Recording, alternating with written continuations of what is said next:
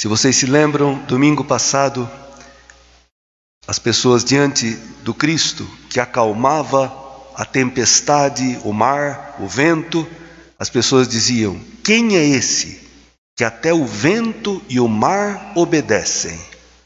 Pois bem, hoje as pessoas poderiam perguntar: quem é esse que até a doença e a morte ele vence? Porque é maravilhoso, irmãos, o anúncio de vida que nos é feito através desse evangelho. Uma cura e uma ressurreição, Cristo faz. E esse evangelho vem preparado por essa primeira leitura do livro da sabedoria, que é de uma beleza imensa. Deus não fez a morte, nem tem prazer com a destruição dos vivos. Ele criou todas as coisas para existirem, e as criaturas do mundo são saudáveis. Deus viu que tudo era bom. E como é que existe a morte? E como é que nós estamos cercados e a realidade nos diz que as pessoas morrem? Deus criou o homem para a imortalidade. Foi por inveja do diabo que a morte entrou no mundo. O diabo perdeu pela soberba, ele perdeu o seu lugar de honra, era um anjo de luz, Lúcifer. Não aceitou de ser criatura, quis ser criador, e se rebelou contra Deus, e perdeu o lugar no céu. E ele sabe que ele está condenado. E o seu trabalho é tentar convencer os homens de que Deus não os ama, de que Deus não é bom, para que sejam condenados junto com ele. É por inveja do diabo que a morte entrou no mundo. Tá bom, irmãos, nós vamos ver como é que Cristo vence o diabo e vence a morte. Esse evangelho é maravilhoso. Começa descrevendo o pedido desse Jairo, né? Que tem essa criança que está morrendo, sua filhinha de 12 anos. E ele pede humildemente, se prostra diante de Jesus, e Jesus o acompanha, e no meio do caminho aparece uma mulher, essa hemorroísa, uma mulher que tinha há 12 anos sofria de uma hemorragia. Interessante, irmãos, a menina tem 12 anos. 12 anos é quando a menina começa a se tornar uma mocinha, começam as primeiras menstruações. Só que essa menina não pode ser mãe, porque ela está morrendo e vai morrer. E essa mulher adulta, há 12 anos, tem essa hemorragia. Não pode ser mãe também. E perder sangue, para os hebreus, a vida está no sangue. Perder sangue significa perder a vida. Essa mulher está morrendo aos poucos. E vocês sabem que, como os judeus têm uma coisa, a partir do livro do Levítico, de pureza. E perder sangue torna a mulher impura ritualmente. Ela não pode tocar em ninguém, nem ser tocada por ninguém. Ela não pode nem se aproximar direito das pessoas. Então, vocês imaginem, aqueles que pegaram o Covid e se trataram em casa, ficaram aí uns 14, 15 dias de quarentena, né? Isolados. E já sofreram, porque não era fácil ficar no quarto, sozinho, e de repente alguém te entregava uma bandeja, uma sacolinha para você comer, e não poder estar com as pessoas, conversar com as pessoas, amar e ser amado. Agora imagine uma quarentena de 12 anos.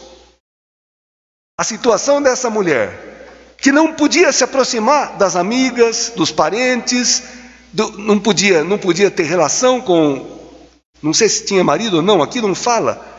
Não podia ser mãe. Imaginem a situação dessa mulher.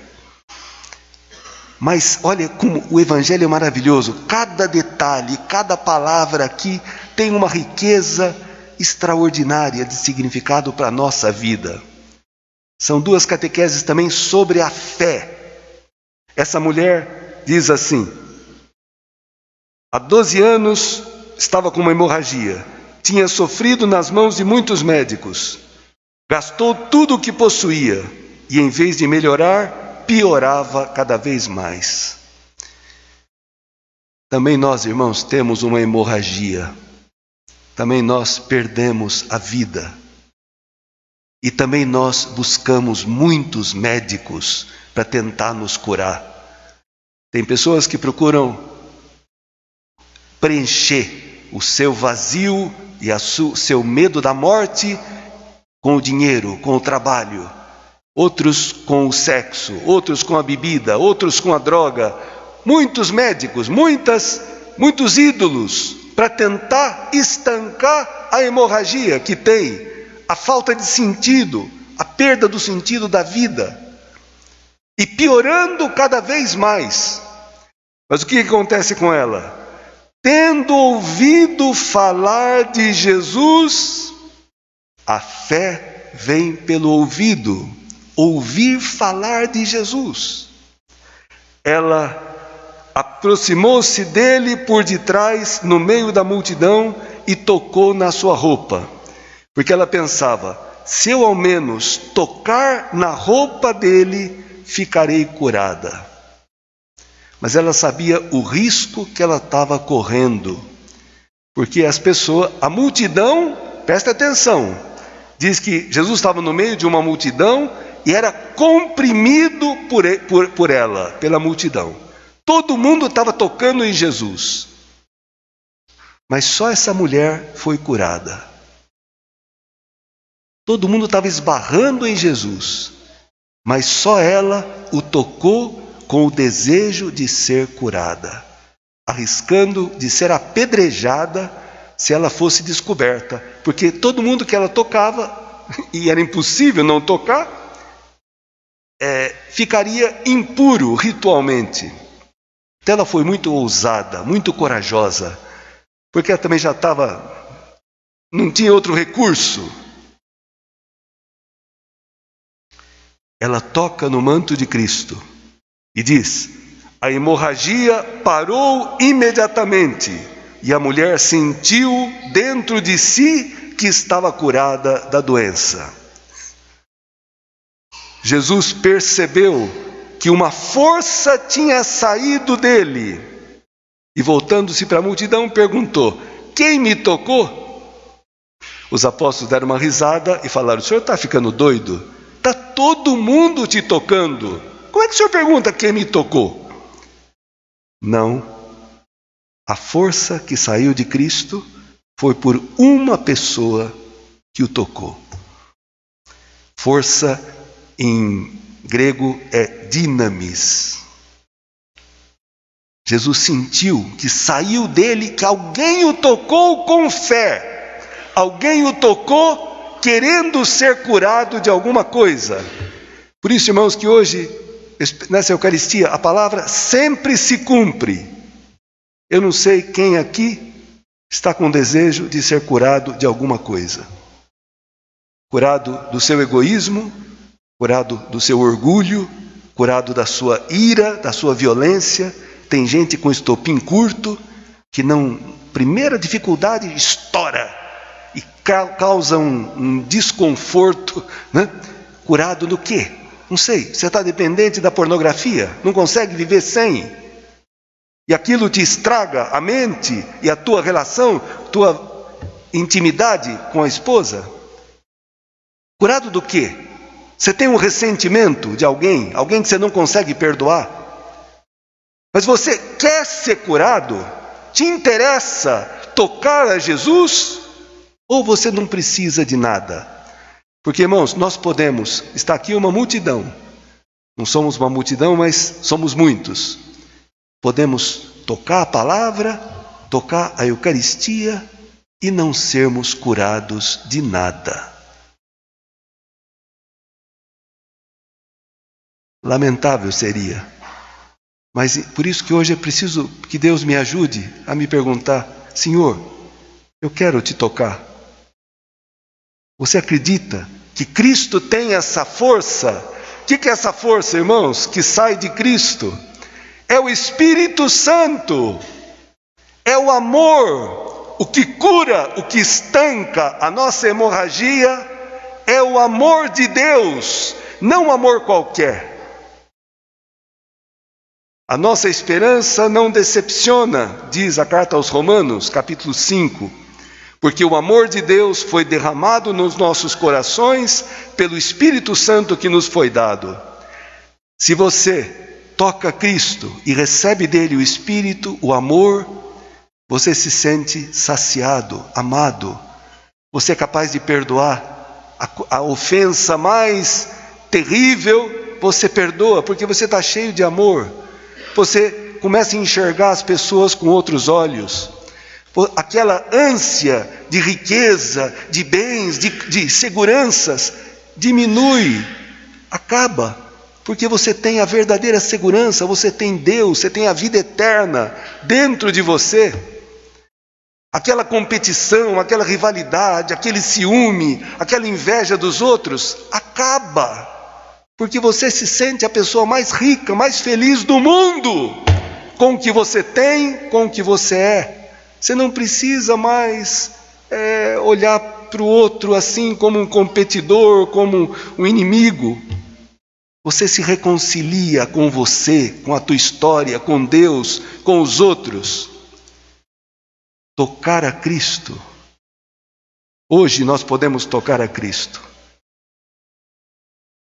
Através dos sacramentos, através da Eucaristia, crendo nessa palavra, através do sacramento da penitência, um sacramento maravilhoso que as pessoas muitas vezes não usam, não usufruem, preferem pagar para serem curadas, porque tem uma necessidade imensa de falar, de pôr para fora, mas Deus, que ama os homens, deixou na igreja um sacramento extraordinário, que ressuscita os mortos, que cura os doentes, e é gratuito, não porque vale pouco, porque ninguém poderia pagar, alguém já pagou.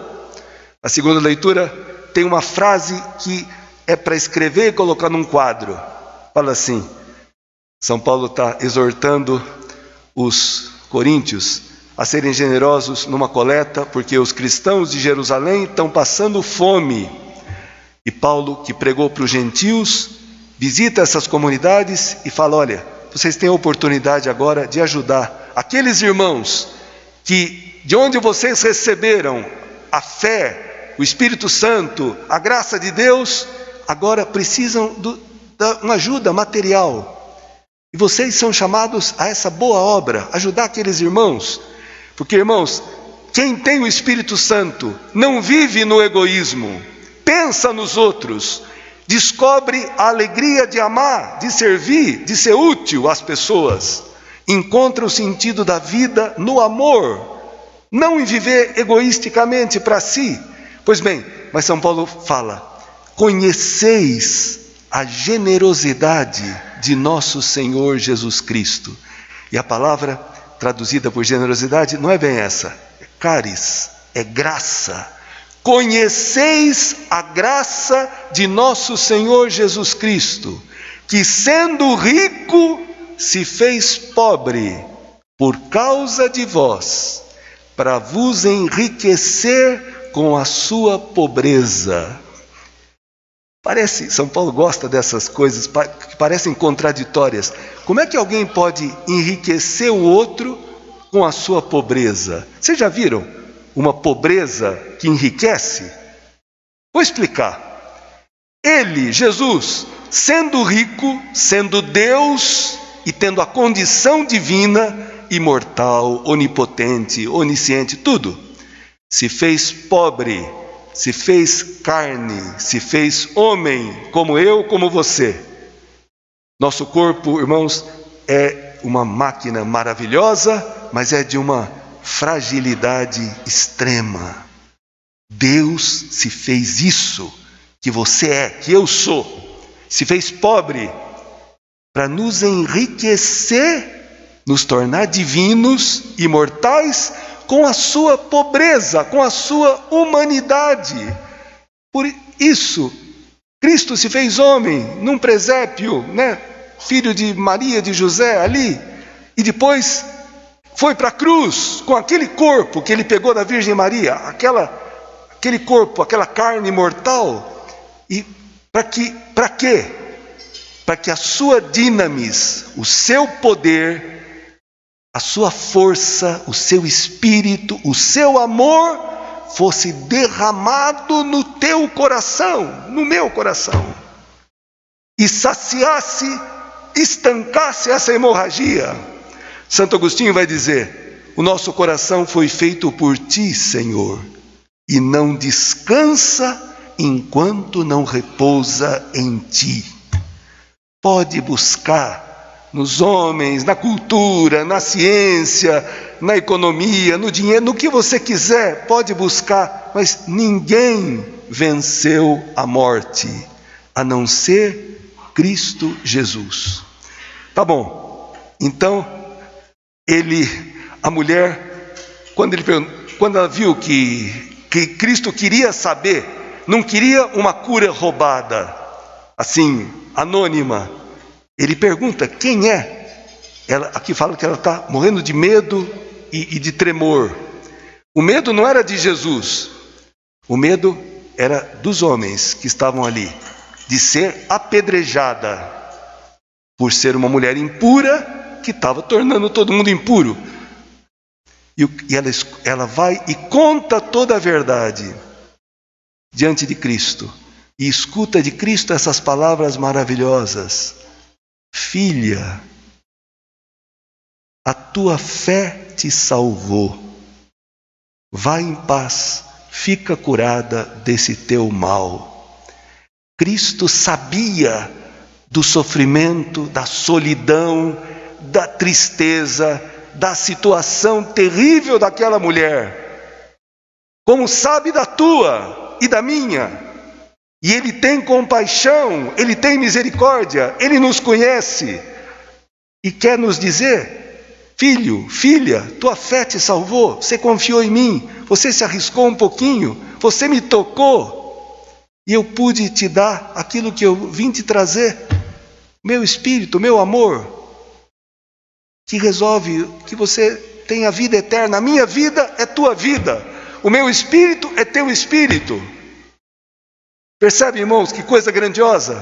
Tá bom, apenas houve essa declaração da mulher e as palavras de Cristo, chega o pessoal da casa do Jairo, dizendo: tua filha morreu. Por que incomodar ainda o mestre? Quantas vezes, irmãos, diante de um problema, de um sofrimento, aparece uma vozinha que nos diz: acabou, não tem mais jeito. Para quê? Continuar rezando, confiando em Deus, esperando. Você não vê que está tudo acabado, que não tem mais jeito? Irmãos, e aí aparece de novo, Cristo escuta e vai dizer para o Jairo: não tenhas medo, crê somente, acredita somente. Que palavras! E ele pode dizer para nós, diante de uma situação que humanamente parece que não tem solução, que você não sabe mais o que fazer, não sabe mais a quem recorrer, e o Senhor te diz: não tenhas medo, confia somente, acredita somente. E Jesus vai não com a multidão, vai com o pai, a mãe e os 3 apóstolos, Pedro, Tiago e João, os 3 que vão ver Jesus transfigurado lá no Monte da Transfiguração, Monte Tabor, os 3 que vão ver Jesus no Horto das Oliveiras suando sangue. Esses 3 precisavam ver o poder de Cristo sobre a morte. Chegam na casa, aquela bagunça, todo mundo chorando, gritando, as carpideiras, né, que tinham antigamente. E o Cristo fala: o que é isso? Por que essa bagunça? A menina não morreu, está dormindo. Olha, como é que Cristo vê a morte? Como um sono. É mais fácil para ele ressuscitar um morto do que acordar uma pessoa que está dormindo. Ele vai, entra, pega na mão da menina e fala: menina, levanta-te. Talita cum. São palavras aramaicas, a língua que Jesus falava. Conservaram essas palavras originais, porque elas têm um significado maravilhoso. Menina, levanta-te. O verbo levantar é o verbo da ressurreição. O que é ressuscitar? Levantar da morte. A palavra de Cristo, o Evangelho de Cristo, tem o poder de te levantar das tuas mortes, do teu desânimo, da tua incredulidade, das tuas paralisias, das minhas. E Cristo fala: menina, levanta-te. E ela se levanta imediatamente e se põe a andar, a caminhar. O sinal de que alguém está vivo é que caminha, que anda, que progride, que cresce, que se movimenta. A vida é movimento, irmãos. Quem fica muito parado começa já a morrer. Por isso que uma pessoa está em atividade muitos anos, de repente aposenta e fala: agora eu quero descansar, e começa a morrer e adoecer. Porque a vida é movimento, né? A menina começa a andar e Cristo fala: deem de comer para ela. Um detalhe super interessante. Tá bom, irmãos, nós precisamos também comer. Por isso que Deus preparou essa mesa, e todo domingo nos prepara uma mesa para que nós comamos. Comamos o quê? Comamos a vida eterna que ninguém pode tirar. Comamos o amor de Cristo, Cristo mesmo, esse que sendo rico se fez pobre para nos enriquecer com a sua pobreza. Então a nossa humanidade, a nossa fragilidade é fortalecida pela divindade, pelo amor, pelo Espírito de Cristo. Então podemos enfrentar a vida com tranquilidade. Podemos enxergar também a morte com outros olhos. Não com os olhos de quem está derrotado, está perdido. Não, irmãos. Temos uma esperança extraordinária, maravilhosa. Último detalhe e eu já termino. Aqui Cristo recomendou com insistência que ninguém ficasse sabendo daquilo, porque Jesus não queria que a fama, o sucesso atrapalhassem a sua missão de morrer na cruz, porque ele ia ressuscitar da cruz. Mas agora, essa recomendação de não contar para ninguém já acabou. Pelo contrário, podemos e devemos contar para todo mundo. Para aquela pessoa que está morrendo de medo, para aquela pessoa que está desanimada, desesperada, para aquela pessoa que está indo em todos os médicos, gastando todo o dinheiro e piorando cada vez mais. Vocês estão me entendendo o sentido espiritual que eu estou falando? Aquela pessoa que está batendo a cabeça, que está buscando a felicidade e não encontra e cada vez mais afunda. Vai contar para ela: olha, se você experimentou que Cristo, você tinha essa hemorragia, tinha essa perda de vida, e de repente você tocou a Cristo e você se sentiu vivo, se sentiu pronto, com a vida dentro de você, vai contar. Seja um mensageiro, porque aqui é interessante. A mulher foi a Cristo pela fé. A menina não. Precisou do pai dela que a conduzisse Jesus até ela. 2 jeitos de chegar até Cristo, né? Então, as pessoas que você ama, que você conhece, que Deus coloca na tua vida, podem se encontrar com Cristo através de uma palavra e um gesto, né? Alguém que se aproxime e diga: olha, eu sei o que você está passando, e eu sei quem pode te ajudar. E anuncia Cristo para ela. Quem sabe essa pessoa, ouvindo falar de Jesus, que Ele morreu por ela, que Ele ressuscitou por ela, vá tocar a Cristo, venha tocar a Cristo e seja curada.